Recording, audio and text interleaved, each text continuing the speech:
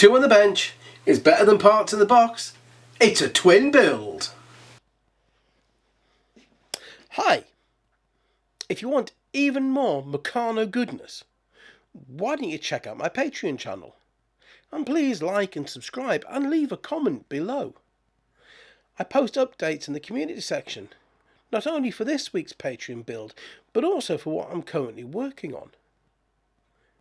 Thank you, and back to the build. Hi and welcome back. This week's builds are for a mobile light crane and a three-wheeled sports car or cycle car. Cheers Meccano. 2 cranes in a go for the twin builds. I know this set dates back to the 1960s, but you would have thought back then that somebody would have spared a thought for the YouTuber in the 21st century who has to write a script about this. Mind you, I think I'm going to be writing a lot of scripts about cranes in this channel. Let's see how many times I end up repeating myself. And is it a 3-wheeled sports car or a cycle car? Come on Meccano, make your mind up. When we think of cranes, most people will draw a mental picture of a tower crane. Unless you build Meccano, of course, and in which case the block setting crane wins hands down, or maybe the hammerhead crane. The first recorded writings for a crane date back some 5,000 years to ancient Mesopotamia, and they were used to lift water from rivers.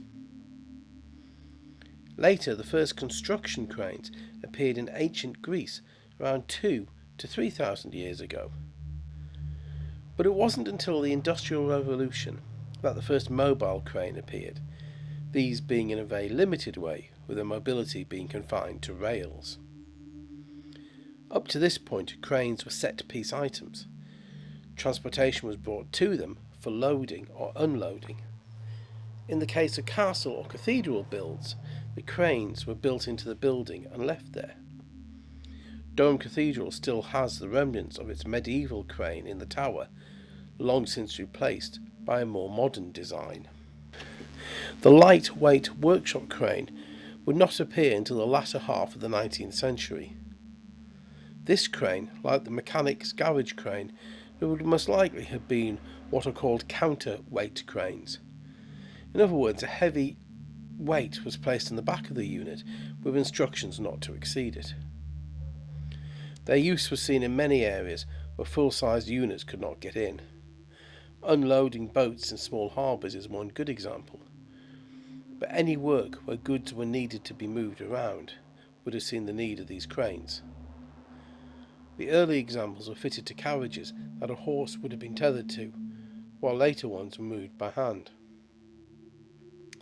A very good model can be seen at Hopeman in Scotland, a town north of Aberdeen. The crane was purchased by Colin MacDonald in the 1920s. Mr. MacDonald was a young engineer of 20 when he moved to Hopeney from the Orkneys. Seeing the need of a lightweight crane, he purchased one. Like many early lightweight mobile cranes, this one is a much older crane which has been reseated on a newer carriage. Research has shown that the crane was built by Bowser and Cameron in Glasgow, a company that only existed for 8 years, between 1855 and 1863, with this crane dating back to around 1859. The history of this crane is a fascinating one, having been used on the Clyde and then moved out to the Orkneys. There's a good chance that it served the Royal Navy in World War I, finally being sold to the town of Wick and then being purchased by Mr. MacDonald. The crane was restored by Sparrows Offshore, who were crane specialists based in Aberdeen, in 2012, some 153 years after it was originally manufactured. One last thought on this. When Frank Hornby was inventing Meccano, these cranes were cutting-edge new technology, an awe-inspiring tool to help a younger generation work harder and smarter than the last. I think Puss was a very well-behaved cat here. The temptation to assist in the rigging was almost too great for him to resist. His brother, Boots, would have been hunting in the garden. Like a lot of the set one builds, This produces a very neat model. The instructions are fairly straightforward, and my only complaint coming from the rear wheel jamming to the underside of the base plate.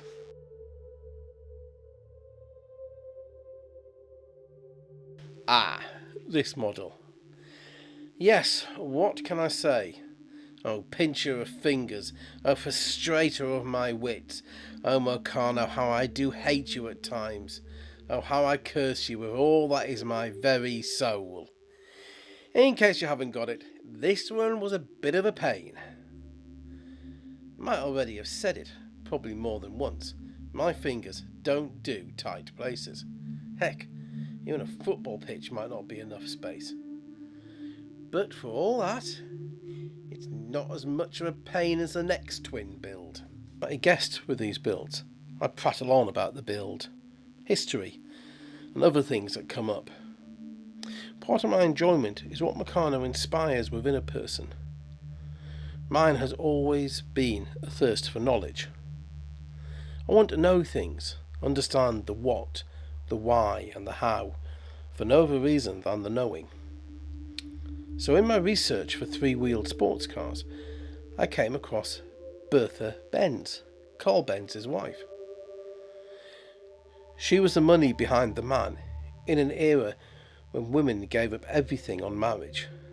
No, don't worry, I'm not about to rant on about historic sexism and how life was unfair, but she's very worthy of mention. My great-grandmother, in the early parts of the 20th century, had enough problems driving by herself. The police would stop her and offer to drive her back home until her husband could come and take her to where she wanted to go, or maybe a member of her staff could drive her. If swearing at a police officer is frowned upon now, her telling a police officer that he's a blithering fool might not have gone down well at all. But Frau Benz, she drove from their home in Meinheim to Pforzheim via Heidelberg and Weschlock, and then back in 1888, a distance of 121 miles, with her two sons, alone. Just the courage to drive what was the first long-distance journey, at a time when there were no paved roads, no petrol stations, no mechanics to call out when you break down, a top speed of 10 miles per hour, in a vehicle that would have had limited or no suspension. My great-uncle talked to the problems he had in the early 1920s, test driving transmissions for Leyland. And he had a support vehicle, spare parts, mechanics, and was the man who'd invented the transmission he was testing. This woman did it when cars were the new untested technology, when if you exceeded 30 miles per hour, they thought you would die. And yes, she did it to prove the point that the technology worked. She would undoubtedly have been aware of the need for good publicity. After all, it was her money that was financing it. But she would have broken so many of the traditional viewpoints. She would have rocked society. The thought that a woman could achieve what she did. And this was done in a three-wheeled, rear-engine drive with a single wheel steering at the front. Wow, yes, that's me inspired. Some manufacturers made three-wheeled cars in the early part of the 20th century, with possibly the most famous here in the UK, Morgan, being formed in 1910.